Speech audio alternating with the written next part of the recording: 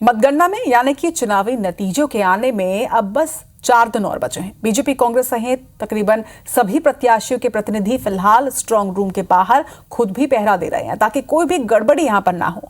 इन सब के बीच एमपी छत्तीसगढ़ में विपक्षी दलों ने निर्वाचन आयोग पहुंचकर कुछ जिलों के अफसरों पर लापरवाही और किसी प्रत्याशी या पार्टी विशेष को फेवर करने के गंभीर आरोप लगाए। दोनों राज्यों में कुछ ऐसे ही मामलों पर जमकर सियासत भी नजर आ रही है।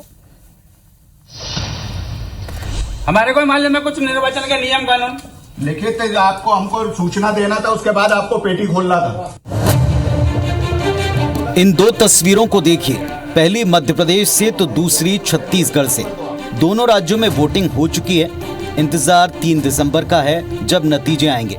लेकिन इसी दौर में कथित गड़बड़ी की आशंकाओं पर शिकायतों की फहरिस्त लंबी होती जा रही है। छत्तीसगढ़ में मतदान खत्म होते ही बीजेपी नेताओं ने पहले पोलिंग के दौरान कुछ प्रशासनिक अफसरों की भूमिका पर सवाल उठाए।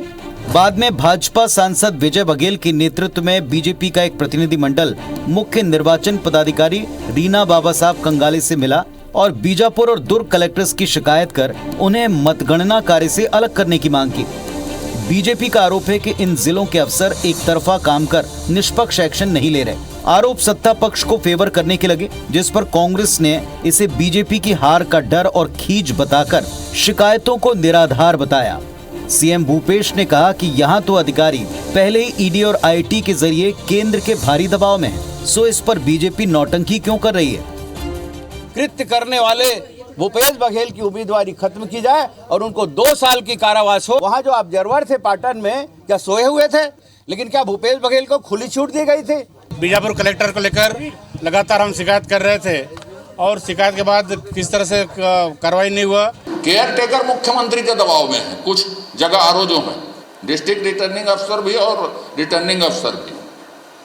और इसीलिए मैंने कहा कि 3 तारीख को सरकार बन रही, फिर इस बारे में हम देखेंगे कर। भाजपा यहाँ हल्ला कर रही है कि अधिकारियों और कर्मचारियों को दबाव डाल के करेंगे, तो ये खुद करते हैं और दूसरे पे आरोप मढ़ते हैं। तो बालाघाट में जो हुआ उसके बारे में पहले भारतीय जनता पार्टी के लोग बता लें वो किसके दबाव में किया है। पूरा स्ट्रांग रूम खुलवा लिया। ईडी आईटी की इतना दबाव है कि उससे बड़ा दबाव किसी का नहीं हो सकता। भारतीय जनता पार्टी चुनाव हारती हुई दिख रहा है। इसी का नतीजा है कि चुनाव आयोग पर भी उंगली उठा रहे हैं और चुनाव आयोग पे भी उनको भरोसा नहीं है। कांग्रेस जीत रही है, इसलिए भारतीय जनता पार्टी उनको नेताओं को खींच है, इसलिए उस तरह की शिकायतें वो जगह जगह कर रहे हैं। लेकिन 3 तारीख को उनकी शिकायतों का अंत हो जाएगा। उधर मध्य प्रदेश में एक वीडियो ने भोपाल से लेकर दिल्ली तक भूचाल ला दिया। बालाघाट में मतगणना से पहले डाक मतपत्रों को गिनने का एक वीडियो सोशल मीडिया पर वायरल हुआ। सूचना पर कांग्रेसी नेता पहुंचे।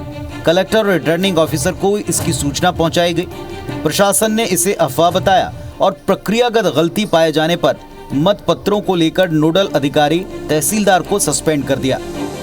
कोई मतपत्रों की गिनती नहीं हुई है, कोई भी पोस्टल बैलेट खोला नहीं गया है, सिर्फ उनकी विधानसभावार छटनी की गई है। प्रक्रियात्मक त्रुटि हुई है, उसके लिए जो जबलपुर संभाग के जो आयुक्त थे उनके द्वारा जो नोडल अफसर थे उनको निलंबित किया गया। इससे पहले कांग्रेसी प्रतिनिधिमंडल ने बालाघाट में जिला निर्वाचन अधिकारी और स्थानीय विधायक बिसेन की मिलीभगत के गंभीर आरोप लगाए। दोनों पक्षों के बीच इस पर अभी भी तल्ख बयानबाजी का दौर जारी है।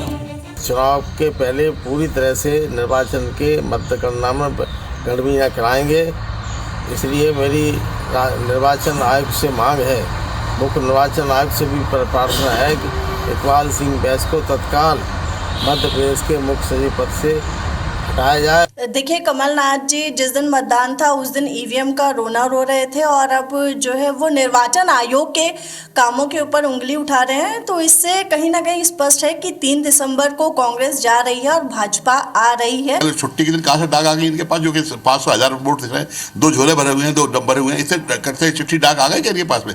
ये झूठ बोल रहे हैं। सिर्फ कलेक्टर को बचाने का षड्यंत्र है और निश्चित कलेक्टर से दोषी है, कलेक्टर इसलिए दोषी है कि से मिला हुआ है। कुल मिलाकर दोनों राज्यों में विपक्षी दलों ने निर्वाचन प्रक्रिया में निष्पक्षता को लेकर स्थानीय अफसरों पर आरोप लगाए हैं। न केवल आरोप लगाए हैं बल्कि अधिकारियों को मतगणना कार्य से हटाने की मांग की है। कुछ नेताओं ने सीधे तौर पर अफसरों को रिजल्ट के बाद कड़े एक्शन की चेतावनी भी दी है। सवाल ये क्या वाकई इन आरोपों में गंभीरता है या फिर ये दलों की मतदान और मतगणना के बीच के लंबे अंतराल में चुनावी माहौल गरमाए रखने की रणनीति है? सवाल ये भी, क्या ये दलों की संभावित हार का डर या खींच है, जैसा सत्ता पक्ष का आरोप है? Bureau report, IBC 24।